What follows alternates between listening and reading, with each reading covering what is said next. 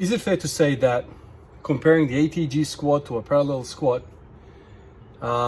is like comparing two different sports? Almost that severe of a comparison. The reason why I say that is because you're going to change the rate limiting step. In an ATG position, you are faced with different challenges than you are faced at parallel. The body which is required to squat ATG is going to be a little bit of different body than somebody that is really good at parallel squatting. Yesterday, I did 7-inch box squats. 7-inch, so this is a very, very small box. And I was squatting to that. This morning I've woken up, and all of last night, I've been feeling my lower back, my mid back, a little bit of traps, and a whole lot of core, like obliques, hip flexors.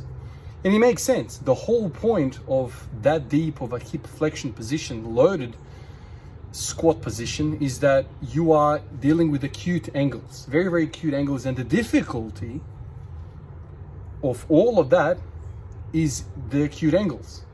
And in order for you to have some sort of structural integrity in that acute position, is the muscles which are responsible for keeping the lower back flat. Now, a lot of us can get into a sloppy acute angle, knee to the chest.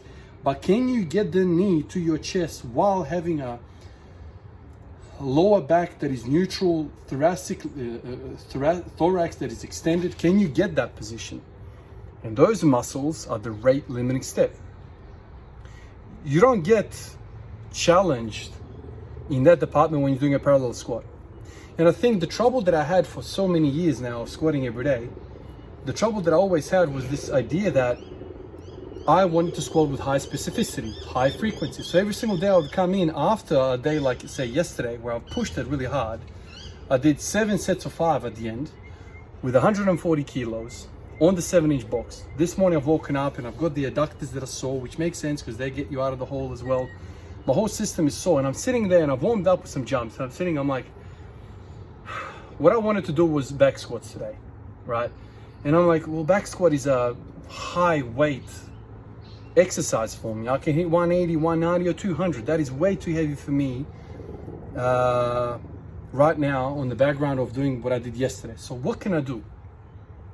Why don't I do something that is not targeting the same limiting factor, the same rate limiting step, which is that acuteness of the hip flexion?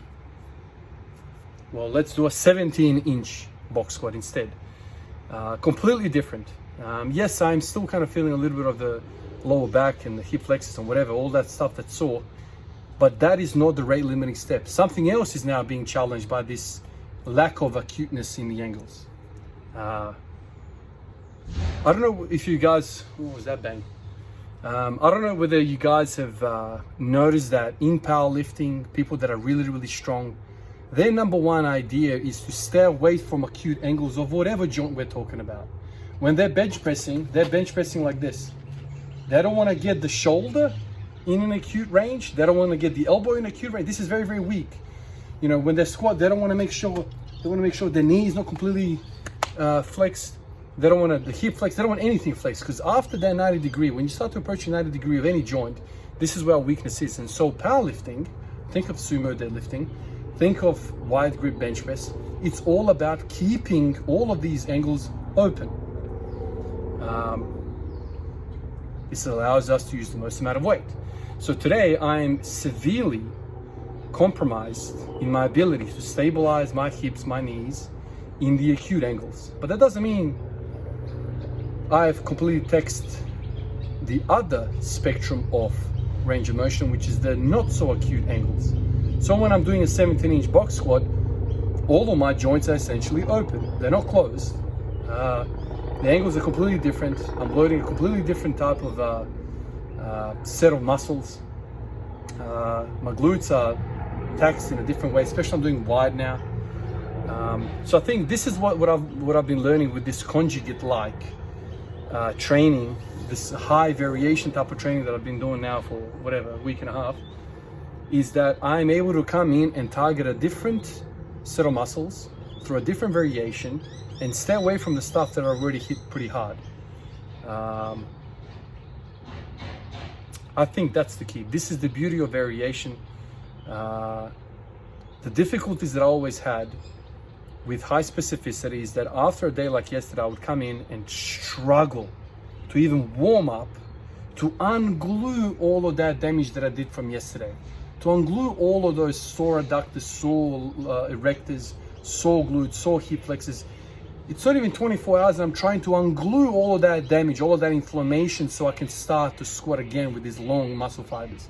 But the muscle fibers are like this. How do I break that up? I don't care if you are foam rolling it with a freaking magic wand, you ain't doing it. This, however, allows me to bypass that. Okay, no worries. You guys can stay locked in. I'm just gonna grease the groove in a different range of motion. And the beautiful thing about the box is that you are not reversing the range of motion at that 90-degree angle, which I believe is doing the most amount of damage to the joints.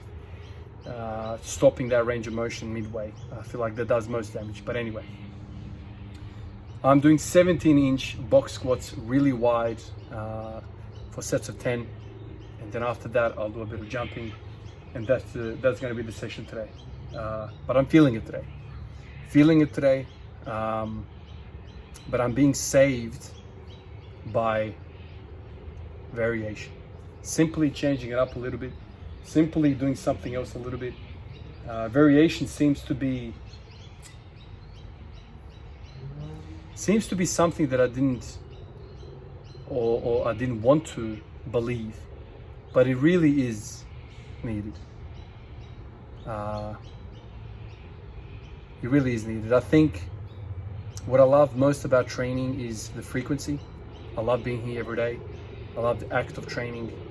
By having high specificity with high frequencies, it's a dark world because you're constantly fighting yourself. You are constantly battling the wounds from yesterday. Constantly picking at the wound that you created yesterday. Variation allows you to make another wound. Anyway, guys, appreciate you.